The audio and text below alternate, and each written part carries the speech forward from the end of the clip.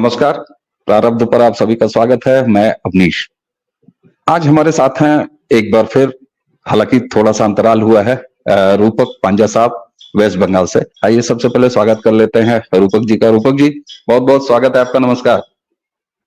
सबको नमस्कार, सबको जय श्री राम। जय जय श्री राम। दर्शकों, आज की चर्चा शुरू करने से पहले आप जान रहे हैं कि जब हम रूपक जी से बात कर रहे हैं तो अमूमन इनके साथ हम ज्यादातर जो है वेस्ट बंगाल पे बात करते हैं, और यही प्रारब्ध पर हमने एक अपनी अलग नीति बना रखी है कि ठीक है, हम बैठ के स्टूडियो में बात करते हैं, आपका प्रारब्ध स्टूडियो के बाहर भी रहता है। लेकिन आज के इस वीडियो चर्चा को शुरू करने से पहले मैं आपको ये बताऊं कि हमारा ये प्रयास रहता है कि जिस देश के जिस भूगोल के हिस्से या उस भूगोल को, वहां की संस्कृति को, वहां के लोकल इश्यूज को अच्छे तरीके से जानने वाले वक्ता के साथ ही उस विषय विशेष पर बात करें। इसी सिलसिले में 4 जून को नतीजे आए और 4 जून के बाद ये पहली बातचीत हमारी वेस्ट बंगाल से हो रही है, यानी रूपक पांजा साहब के जरिए हो रही है। रूपक जी, 4 जून के बाद कुछ इतिहास जैसा माहौल है।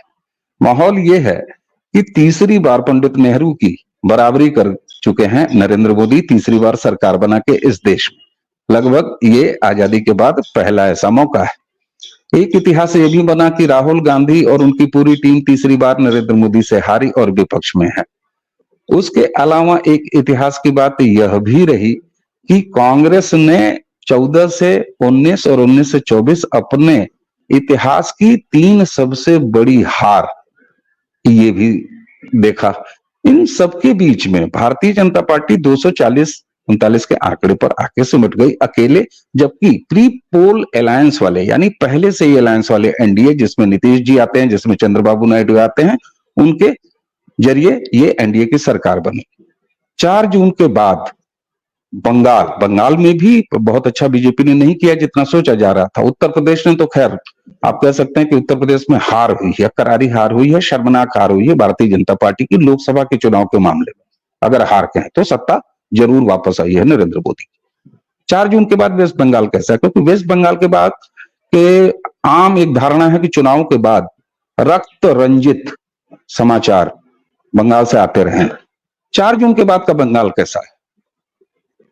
ये सबसे पहले तो कहना चाहूंगा कि अभी जो तीसरा टाइम के लिए भाजपा सरकार केंद्र में आए हुए हैं, तो ये सीट कम नहीं है। और जो बाकी लोग चिल्ला रहे हैं, जैसे बंगाल से 28-29 सीट लेके सोच रहे, क्या वो क्या प्रधानमंत्री बन जाएंगे? या फिर क्या कांग्रेस इतना सीट ला चुका है कि उसको बोलने का हक बनता है कि आपको ज्यादा कुछ मिला नहीं? पहले भाई आप खुद पहले जीत के दिखाइए ना।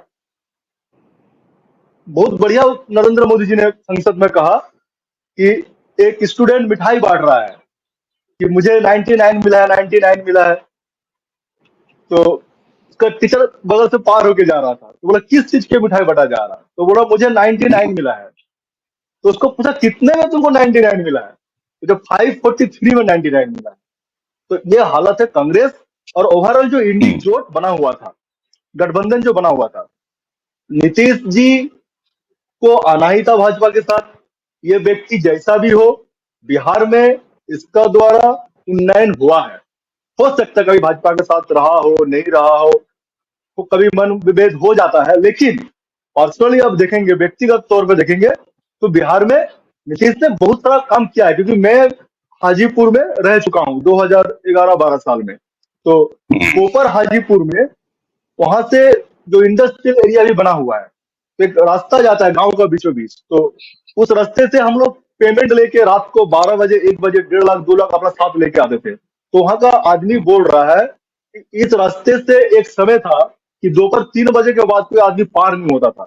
ये तो नीतीश आया हुआ है, तो ये सब परिवर्तन हुआ है। तो नीतीश को आना ही था, क्योंकि वो भी उन्नयन के साथ है। हो सकता है मोदी जी के साथ क्या है नहीं है, लेकिन वो देश हित में है और हमें इसी व्यक्ति का जरूरत है। हो सकता है आपका मोदी विरोध कीजिए, भाजपा विरोध कीजिए, हमें कोई आपत्ति नहीं है, लेकिन देश विरोध काम नहीं होना चाहिए जो इस पर 3 पार्टियां जोर कदम से कर रहा है। एक कांग्रेस, दूसरा कम्युनिस्ट, और तीसरा बोलने में शर्म आता है हमारा बंगाल की जो इस समय क्षमता में है राजनीतिक दल तृणमूल। ये एकदम देश विरोध करने वाला काम। आप वही समय देखिए ना, आज वहां का जो मुख्यमंत्री बनता है वो पुराने मुख्यमंत्री को बुला के उसके पैर छू के फिर शपथ लेता है। बहुत शानदार ये परंपरा, होना बिल्कुल। एकदम देश हित के लिए होना चाहिए। आप विरोध कीजिए, मैं एक बार भी नहीं कह रहा हूँ कि विरोध नहीं होना चाहिए, विरोध होना चाहिए।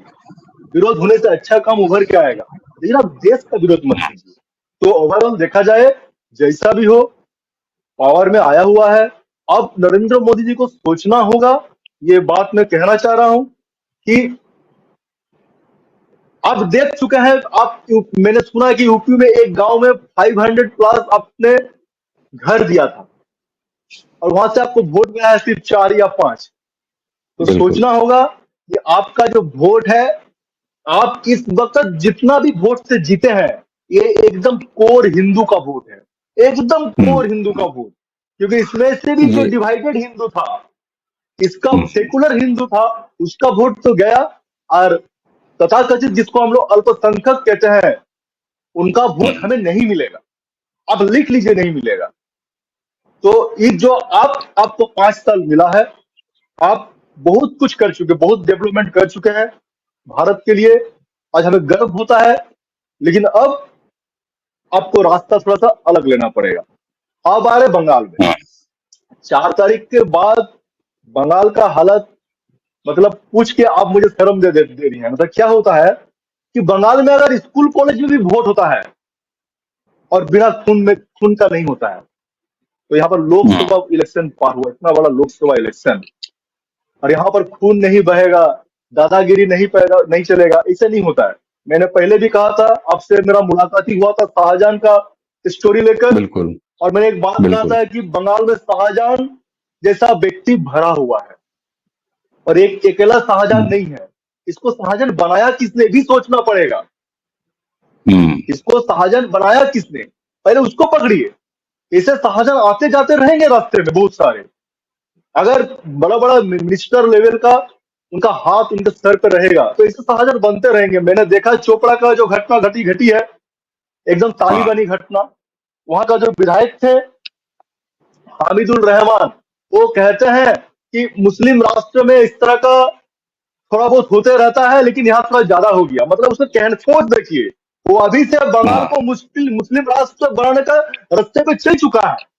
ये कौन है जेसीबी नाम का जो गुंडा है, ताजिमुल उर्फ जेसीबी कौन है? इसका बहुत सारा वीडियो आ रहा है। लेकिन ये सब एक एक मामूली सा गुंडा है, इसका सर पे हाथ है ममता बनर्जी जैसा मिनिस्टर का, अभिषेक बनर्जी का हाथ है, और इस तरह से हम्म। चोर गुंडा जो तृणमूल का विधायक है, ये लोग का हाथ है। रूपक जी, मैं आपसे ये पूछने ही वाला था कि चलिए, आपने ये बताया पूरे देश के, जब आप बात कर रहे थे तब भी आपने बताया, प्रधानमंत्री के तीसरी बार आने की आपने सार्थक वजहें भी बताई। वहीं आपकी एक अपेक्षा भी थी। आपकी अपेक्षा ये थी कि फलानों का वोट आपको नहीं मिलेगा, मुसलमानों का वोट आपको नहीं मिलेगा, आप कुछ भी कर दीजिए। आपने बड़ा उत्तर प्रदेश का एक अच्छा और बिल्कुल तर्कसंगत उदाहरण भी दे दिया। बंगाल में भी ये फैक्टर है। बंगाल में भारतीय जनता पार्टी के हार के आपको प्रमुख कारण क्या लगते हैं? क्योंकि भले चुनाव को, रिजल्ट को आए हुए 1 महीने के हो चुके हैं, लेकिन फिर भी बंगाल से जब पहली बातचीत हो रही है, तो हम जरा सा आत्ममंथन अलग अलग, दर्शक भी जानना चाहेंगे कि बंगाल में भारतीय जनता पार्टी से कमी कहां हुई। हमने उत्तर प्रदेश पे बहुत बात की है, जहां जहां अपेक्षा के अनुरूप प्रदर्शन नहीं रहा, क्योंकि बंगाल में हमारी आपकी बातचीत में, मुझे दर्शकों के सामने स्वीकारने में कोई हर्ज नहीं है, पुराने वीडियोज हैं, हम डिस्क्रिप्शन में लगा देंगे। हमने वहां पर 25 से 28 सीटों तक की कल्पना की थी। तो आकलन किया था, आप कल्पना कह लीजिए, आकलन कह लीजिए, जो बातचीत में रूपक जी वहां बैठे हुए थे, वहां के ग्राउंड इनकी, चूंकि ये एक वर्किंग प्रोफेशनल है, तो पूरे बंगाल में आपका कांटेक्ट है, सोशल एक्टिविस्ट हैं, पूरे बंगाल में आपके कांटेक्ट हैं, और अच्छे कांटेक्ट हैं, मजबूत नेटवर्क है। हम भी गलत साबित हुए। आखिर क्या कारण रहा? भारतीय जनता पार्टी बंगाल में इस हाल में कैसे पहुंची? एकदम आत्मचिंतन होना चाहिए। जैसे जिस तरह से हम बोल रहे हैं कि सेंटर में जैसे करके भी हो हमारा सरकार बना हुआ है, क्योंकि जीत ही आखिरी आखिरी बात करता है। उस तरह से बंगाल में भी आपको मान लेना पड़ेगा कि तृणमूल का जीत हुआ है। हम हमेशा से हर उनका गलतियां था मान रहे हैं, लेकिन जीत हुआ है, हर बूथ में रैगिंग हुआ है, इस तरह का बात कहना हमेशा सही नहीं है। हुआ है रैगिंग, 100% हुआ है, या नहीं तो आप 5 लाख 7 लाख वोट से नहीं जीत पाते एक एक। लेकिन आत्मचिंतन करने की जरूरत है। भारतीय बड़ा आरोप जनता है पार्टी का ये रिगिंग वाला आरोप, रूपक जी, बड़ा आरोप है। और ये बड़ी बात है, ये कड़वी सच्चाई निकल के आ रही है कि वो बंगाल जो कि हिंसक चुनाव के लिए जाना जाता है, मतलब इतना सब होने के बावजूद भी वहां पर बोगस वोटिंग हुई है, क्योंकि इतनी बड़ी जीत, देखिए, वाकई इतनी एक तरफा स्विंग भी नहीं था भाई। बंगाल में भारतीय जनता पार्टी को स्पेशली बंगाल में चिंतन करना जरूरी है। मैंने कुछ दिन पहले एक वीडियो देखा, एक व्यक्ति ने बहुत सही कहा कि उड़ीसा का राजनीति और बंगाल का राजनीति में जमीन और आसमान का फर्क है। हम्म। बंगाल के लिए अलग स्ट्रेटेजी अपनाना पड़ेगा भारतीय जनता पार्टी को।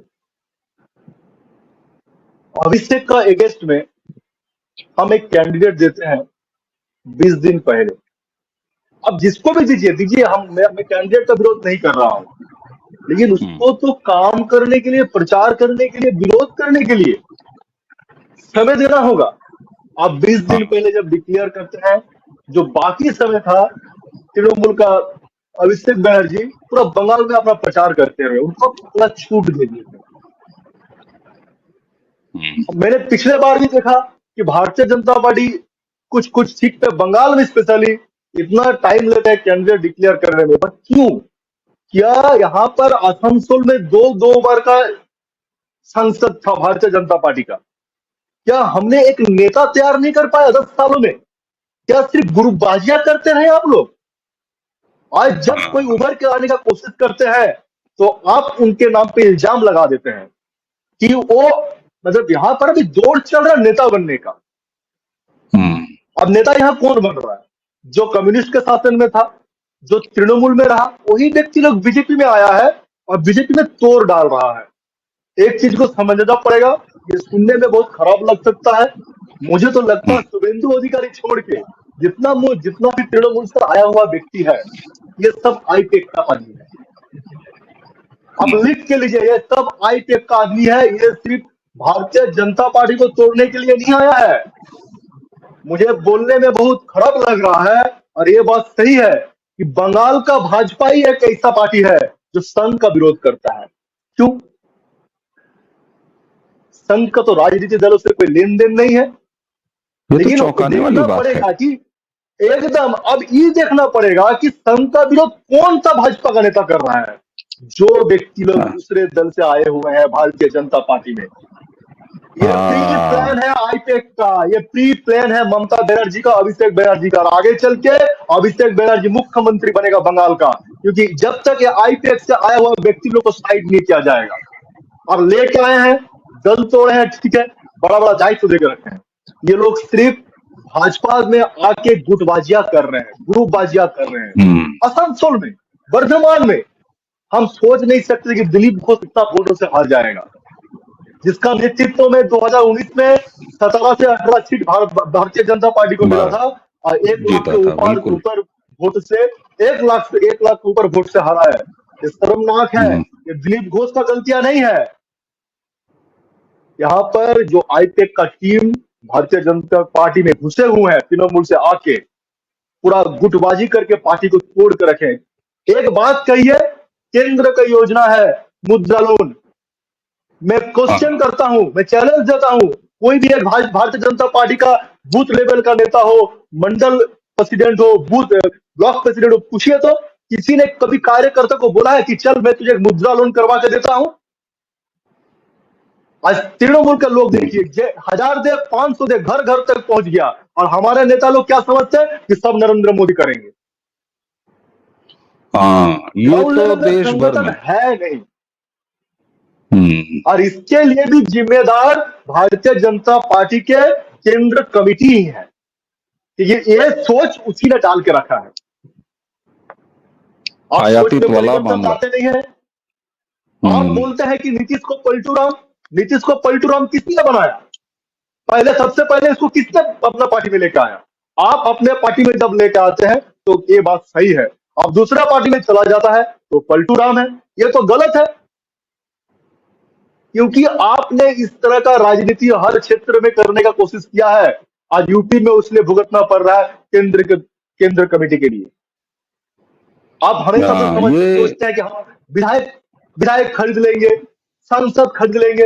भाई जिसको आप खरीद के ला रहे हैं वो तो ज्यादा पैसा मिलने से आपका पार्टी छोड़ के जा सकता है, तो उसका गलती नहीं है। आप जमीनी लेवल पे नेता बनने नहीं दिए हैं। नेता बन रहा था, नेता बन रहा है, अब बनने नहीं दे रहे नेता। इसमें आत्मचिंतन करने का जरूरत है भारतीय जनता पार्टी जरूरत है, को, केंद्र में भी और राज्य में भी।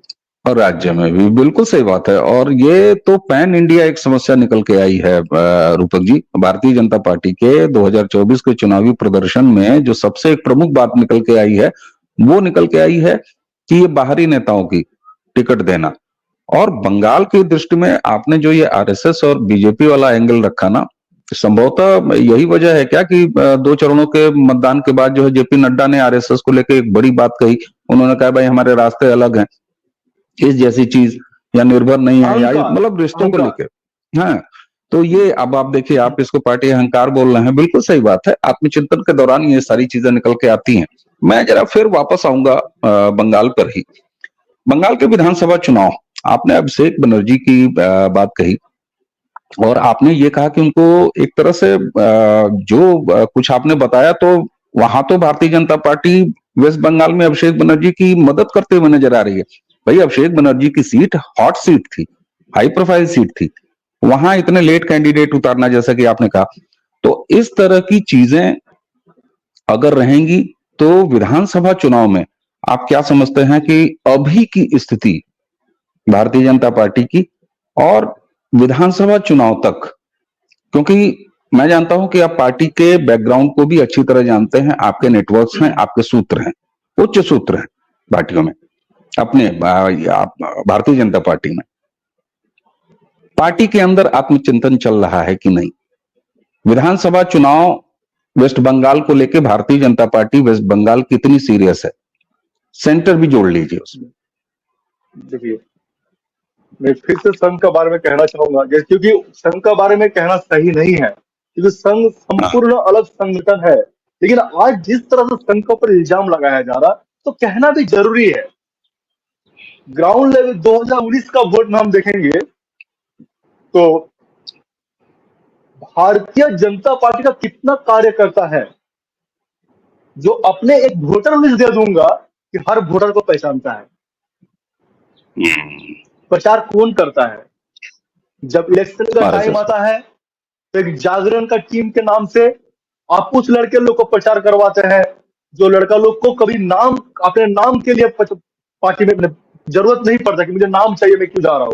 वो लोग घर घर जाते हैं, आपके लिए प्रचार करते हैं, और फिर यही लोग जब ग्राउंड लेवल तक को रिपोर्ट भी भेजते हैं कि फलाना व्यक्ति को टिकट मत दीजिए, उसको टिकट मत दीजिए, यहाँ पर उनका एगेंस्ट में जब मत विरोध है, उस व्यक्ति का विरोध हो रहा है, उसको टिकट मत दीजिए। इस तरह का रिपोर्टिंग जब आपके पास जाता है आप इसको नकार देते हैं।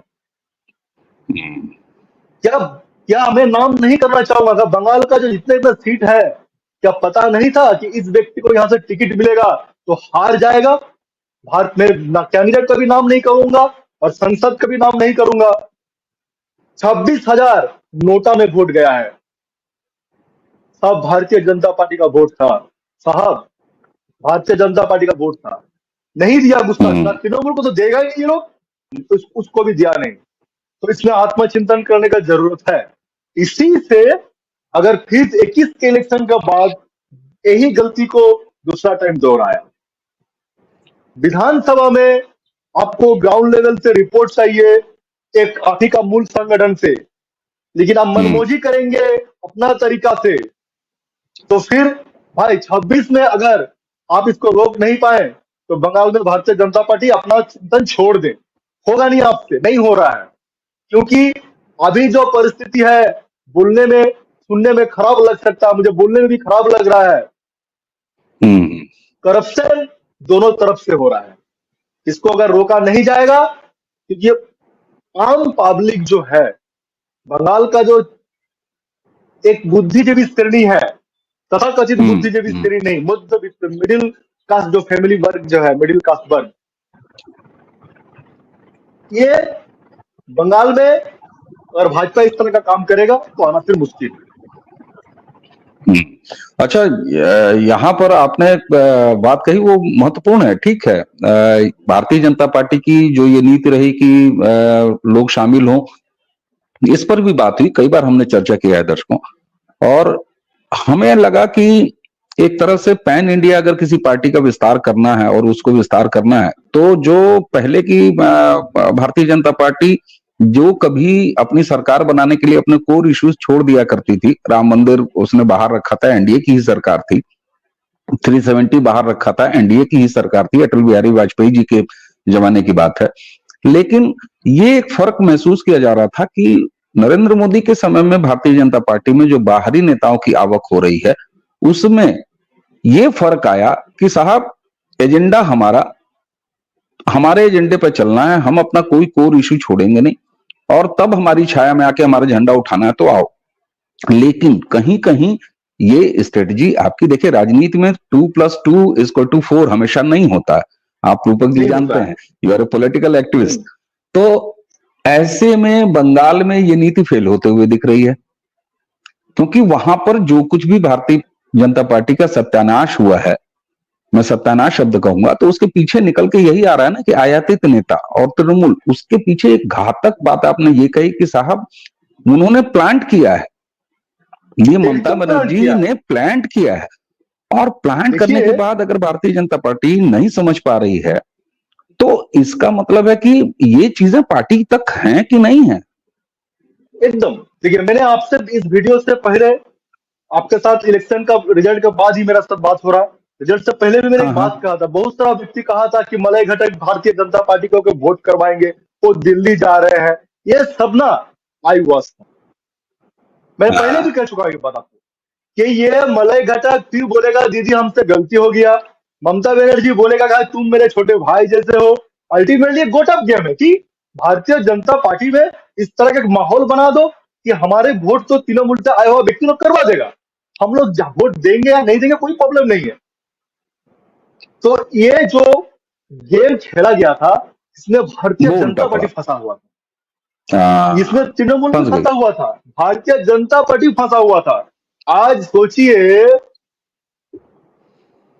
ये व्यक्ति, हमारे आसनसोल के एक न्यूज आप शायद जी न्यूज में भी शायद देख चुके होंगे, ये बंगाल का राजनीति में पहली बार हो रहा है कि मलय घटक ने कहा कि हमारे एक संघ के निवास है, उस जमीन का कागज चाहिए, वो कभी एक समय पोखर था, उसको बंद करके बनाया गया है, आज 15-20 साल जो पहले बन चुका है उसका कागज अभी मांगा जा रहा है। क्यों? पता चला ना मलय घटक किसका आदमी है। मेरा कहना यही है, अगर दिल्ली जा रहा था उसको क्यों आपने ज्वाइन नहीं करवाया, क्यों उसको पीछे साइड करके रखे? यानी फिर आप बंगाल के आदमी को आई वॉश कर रहे हैं, या तो ज्वाइन कर नहीं गया हुआ था, या फिर कुछ लेन देन का बात चल रहा था। तो अल्टीमेटली रिजल्ट जो आया है भारतीय जनता पार्टी का विपक्ष में आया है, और ये चीज समझना होगा, जो व्यक्ति तृणमूल से बीजेपी का बाहर है, तृणमूल में है और लगता है कि वो बीजेपी का पक्ष में है, तो भी आप गलत फहमी में है। और जो व्यक्ति लोग एकमात्र शुभेंदु अधिकारी छोड़ के, मैं बाकी लोग का नाम ही नहीं ले रहा हूं, जितना भी आए हुए हैं सब तृणमूल के संपर्क में है। ये कह चुका है तीन बार का सांसद सौमित्र खां कि मुझे अगर मिनिस्ट्री नहीं मिला तो मेरे साथ बहुत बड़े बड़े तृणमूल का नेता मेरा संपर्क में है। क्यों? संपर्क में रहना बहुत बढ़िया बात है, संपर्क रहेगा तो कार्यकर्ता को भी थोड़ा सा आपका सेफ्टी मिलेगा कि नहीं हमारा कार्यकर्ता कुछ। लेकिन अगर आपका कहने का मतलब है कि मुझे अगर मिनिस्ट्री नहीं मिला तो मेरा बहुत सारे के साथ संपर्क है, आत्मचिंतन करने का जरूरत है, बिल्कुल जरूरत है। और यहाँ पर एक चीज और समझ में आ रही है ना कि इस हिसाब से तो आप अपना ही नुकसान किए जा रहे हैं। खैर, विधानसभा चुनाव, अब लोकसभा तो हो गया, सरकार भी बन गई, और अच्छी बात यह है कि हम लोग तब से आत्मचिंतन ही कर रहे हैं। वीडियो के इस लंबे हिस्से में हमने आत्मचिंतन किया, और जैसे ही 4 जून के नतीजे आए तो रूपक जी, हमारी आपकी 1-2 मरतबा इसमें 2-3 मरतबा फोन पर भी बात हुई, उसमें भी हम लोगों ने विचार यही शेयर किया कि साहब ये पहला ऐसा मौका है जिसमें ये देखा जा रहा है कि एक पार्टी जो तीसरी बार सत्ता बना रही है, एक प्रधानमंत्री जो तीसरी बार प्रधानमंत्री बन रहे हैं, उनकी पार्टी 240 करीब 3 दशकों में आप बनती हुई सरकारों को देख लीजिए, किसी ने 240 का आंकड़ा नहीं छुआ है, वो भी तीसरी बार लगातार। उस पार्टी के लोग इसको हार की तरह ले रहे हैं, उत्तर प्रदेश में हार की तरह लिया जा रहा है। आपने वेस्ट बंगाल की ये बात बताई, तो ये एक शुभ संकेत जरूर है। और तीसरे टर्म में दर्शकों जिस तरीके से प्रधानमंत्री ने वोट ऑफ थैंक्स पे बोला लोकसभा में, राज्यसभा में, अब उसका क्रियान्वयन देखना बाकी है। क्योंकि तीसरे टर्म में रूपक जी जैसे वेस्ट बंगाल को रिप्रेजेंट कर रहे सोशल पॉलिटिकल एक्टिविस्ट, ये अगर अपेक्षा रख रहे हैं कि आपको मजहबी वोट नहीं मिलेंगे, तो साहब इस सच को मान लीजिए। और मैं तो आपको सजेस्ट करूंगा, विनम्रता से सजेस्ट करूंगा, सबका साथ सबका विकास सबका विश्वास की जगह सब उनका साथ जिसका साथ उसका विकास और उसी पर विश्वास। अपनी पुरानी नीति पर वापस आइए, अपने कोर वोटर को संबोधित करिए। क्योंकि रूपक जी ने बहुत बड़ी बात कही, मैंने कई बार ये कहा है दर्शकों, एक बार फिर इस वीडियो के अंत में आपसे कह रहा हूं, 240 सीटें तीसरे टर्म में मिलना मतलब आपने इतनी बड़ी जनसंख्या को हिंदू बना लिया है। महज 32 सीट आप पीछे रह गए हैं। इतना सा ही कुल खेल है 2024 का, इसलिए कोर वोटर्स पर बने रहिए, ये भारतीय जनता पार्टी को सलाह है जी। देखिए, बंगाल में हिसाब अगर देखेंगे तो हमारा बीजेपी का वोट का परसेंटेज बढ़ा हुआ है। ये एक बिल्कुल अच्छा चीज है। इसको आप किस तरह से पकड़ के रखेंगे? तो सबसे पहले जनाब, आपको जो है अभिषेक को अरेस्ट करना पड़ेगा। आदमी ये बार बार भारतीय बंगाल का जनता पूछ रहा है कि अगर केजरीवाल से ज्यादा करप्टेड अगर अभिषेक बनर्जी है तो अभी तक अरेस्ट क्यों नहीं हुआ है? क्या इसके साथ भारतीय जनता पार्टी कोई किसी का नेता का योग सूत्र है? तो भाई उससे भी उठाइए ना, क्या खराबी? आपका 240 सीटें हैं, आगे चल के 240 भी नहीं बचेगा अगर अभी से हमने जो हमारे पार्टी के अंदर जो करप्टेड व्यक्ति है उनको साथ नहीं किया। क्या लग रहा है कि आप अपने करप्टेड व्यक्ति को अरेस्ट करवाएंगे तो भारतीय जनता पार्टी के जो सपोर्टर है आपको विपक्ष में जाएंगे? एकदम नहीं जाएंगे। सब खुश होंगे कि एक ऐसा नेता भी हमने पाया था कि जरूरत पड़े तो अपना दाएं हाथ में अगर कैंसर हुआ तो वहीं पर काट दिया कि पूरा शरीर में कैंसर ना आ जाए। यार ये करना जरूरी है, नहीं तो सरकार बने या ना बने ये तो अलग की बात रहेंगे आगे चल के। हम पार्टी जो एक तिलक लगा के घूम रहे हैं ना, ये भी अब निकल नहीं पाएगा से। ये दुकान में भी बिकना बंद हो जाएगा उस समय। ये चीज को सोचना होगा। मैं मुस्लिम विरोध नहीं हूँ, मैं बार बार कह रहा हूँ, मैं यहाँ का बंगाली नहीं हूँ। मेरा पूर्वज 600 साल 500 साल पहले यहाँ पर आया हुआ था, तो अभी मैं समझ लीजिए बंगाली हो चुका हूँ, लेकिन मैं आगरा से ही आया हुआ हूँ, मैं राजस्थान से ही मेरा पूर्वज आए हुए हैं। जब मुझे ये कहने में शर्म नहीं होता है तो आप लोग को भी मानना पड़ेगा कि आपका पूर्वज सनातन थे, आपका डीएनए सनातन का है, लेकिन आपका जो अभी मजहब है उससे मुझे कोई टेंशन नहीं, कोई विरोध नहीं।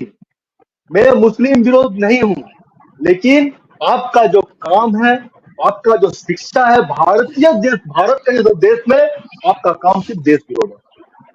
ठीक बात, बिल्कुल ठीक बात। और इनका देखिए, गल्फ कंट्री देखिए, यहां तो इस तरह का मजहब नहीं दिखता है।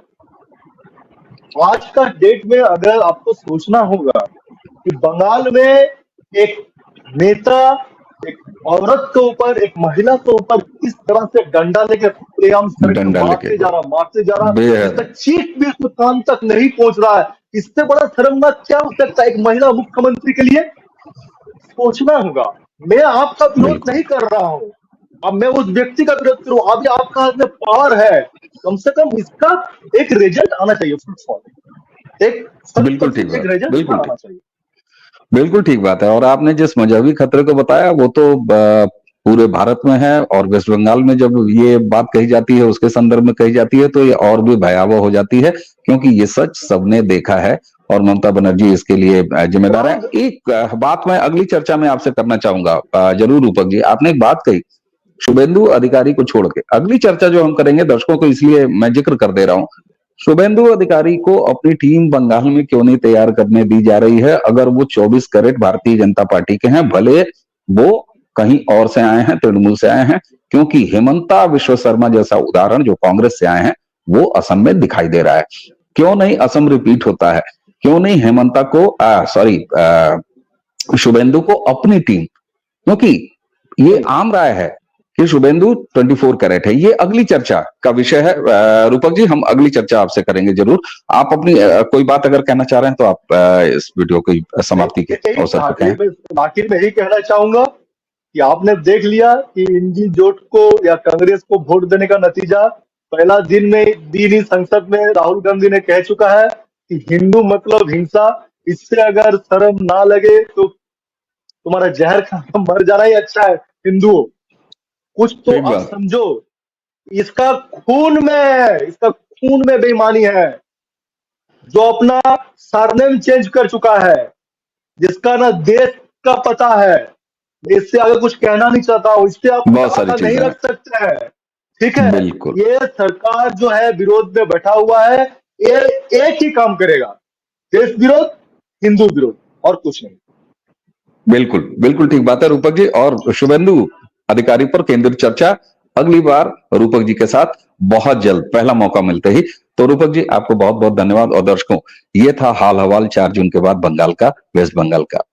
मैं आपसे आज चलते चलते एक निवेदन करूंगा। आप हमारे वीडियोस देखते हैं लगातार, चैनल को आपका स्नेह मिलता है, लेकिन एक निवेदन हाथ जोड़ के कह रहा हूं।